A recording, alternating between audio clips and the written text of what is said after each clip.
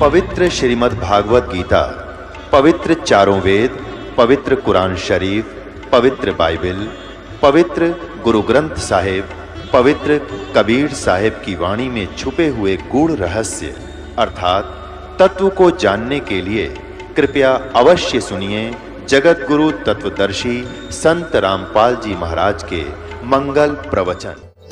ज्योत स्वरूपी निरंजन ने 70 युग तक अलग से एक पैर पर खड़ा होकर तपस्या की।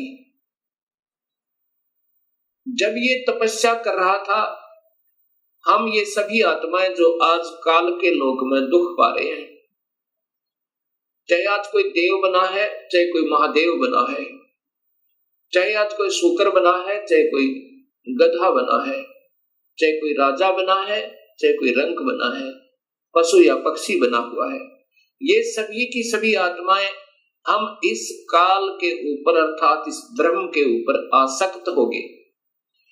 और यही बीमारी आज हमारे अंदर विद्यमान है, यही प्रक्रिया।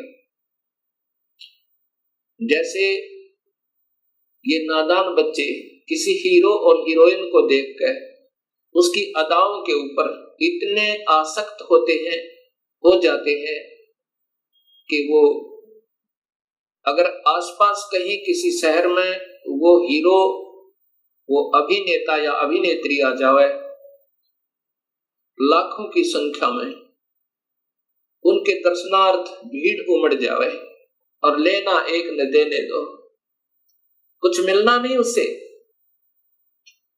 ऐसी हमारी वृत्ति वहां बिगड़ी थी सत्यलोक में। हम वहां रहा करते थे अपने पिता के पास, कोई दुख नहीं था, कोई मृत्यु नहीं थी, हमारे परिवार थे, हम प्यार से रहा करते थे। लेकिन वहां हम अपने पति भर्ता पद से गिर गए, अपने मूल मालिक उस पूर्ण ब्रह्म जो सर्व सुखदायी सदा सहाय आत्मा का आधार वास्तव में भगवान है, जो जीव को दुखी नहीं करता, जन्म मरण के कष्ट में नहीं डालता, कुत्ते और गधे नहीं बनाता, उसको छोड़कर और हम इस काल यानी ब्रह्म के ऊपर आसक्त हो गए। जब इसने 70 युग तप कर लिया, तब पूर्ण परमात्मा ने, पूर्ण ब्रह्म ने, सतपुरुष ने पूछा भी क्या चाहता है तू काल, कैल क्या चाहता है, ब्रह्म तू क्या चाहता है। तब इस ज्योत स्वरूपी निरंजन ने कहा कि पिताजी, ये स्थान जहां मैं रह रहा हूं ये कम है, मुझे अलग से राज्य दो। तब उस पूर्ण ब्रह्म ने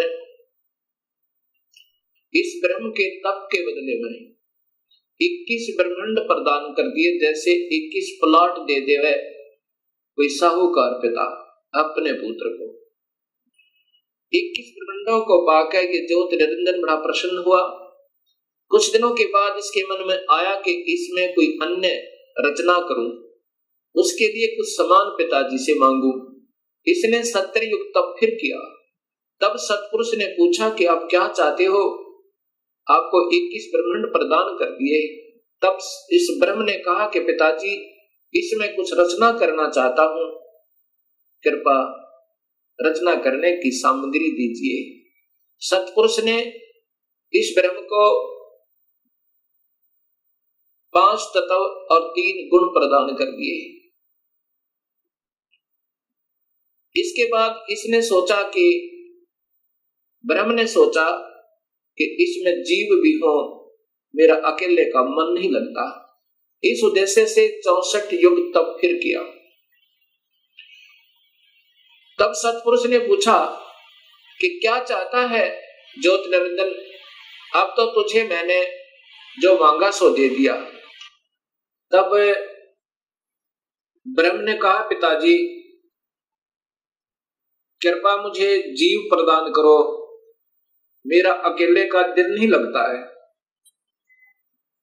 उसमें पूर्ण ब्रह्म सतपुरुष कबीर परमेश्वर ने कहा कि ज्योत निरंजन, तेरे तप के बदले में राज्य दे सकता हूं और ब्रह्मांड चाहिए वो दे सकता हूं, परंतु ये अपनी प्यारी आत्मा, अपना अंश नहीं दूंगा तुझे।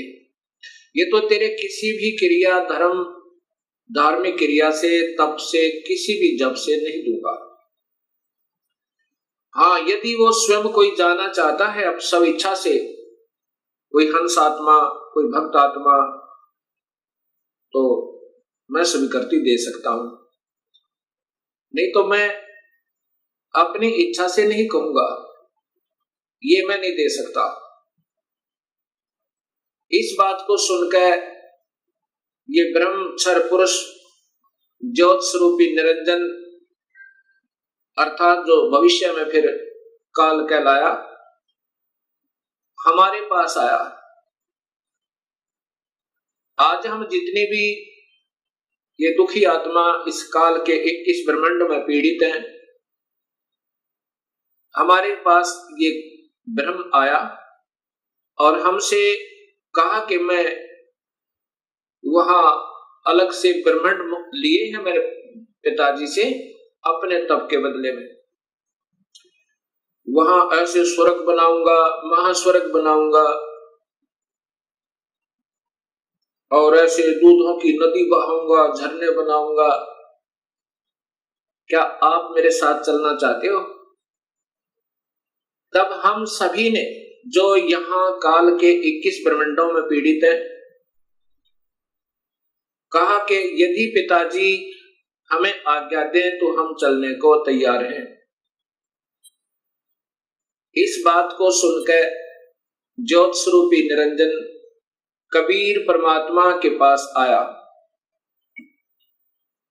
और उससे कहा कि पिताजी, कुछ आत्माएं हमारे साथ चलने को तैयार हैं।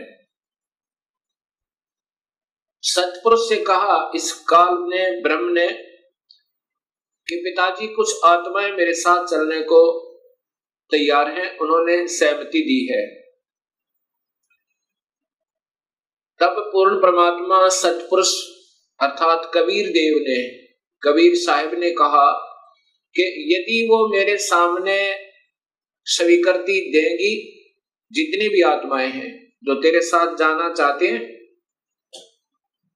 तो मैं उनको आज्ञा दे दूंगा। ऐसा कहकर के सतपुरुष हम सभी आत्माओं के पास आया जो आज काल के लोक में कैद में बंद हैं। सतपुरुष ने, उस अकाल मूर्त ने, शब्द स्वरूपी राम ने हमसे पूछा कि जो आत्मा इस ब्रह्म के साथ जाना चाहती हैं, वो अपनी सहमति व्यक्त करें। उस समय हम सभी घबरा गए और नहीं हिम्मत पड़ी अपने पिता के सामने स्वीकृति देने की। उस समय एक आत्मा ने सर्वप्रथम हिम्मत किया, डेयर किया और कहा कि पिताजी, मैं इस ब्रह्म के साथ जाना चाहता हूं। उसकी देखा देखी फिर हम सभी ने स्वीकृति दे दी।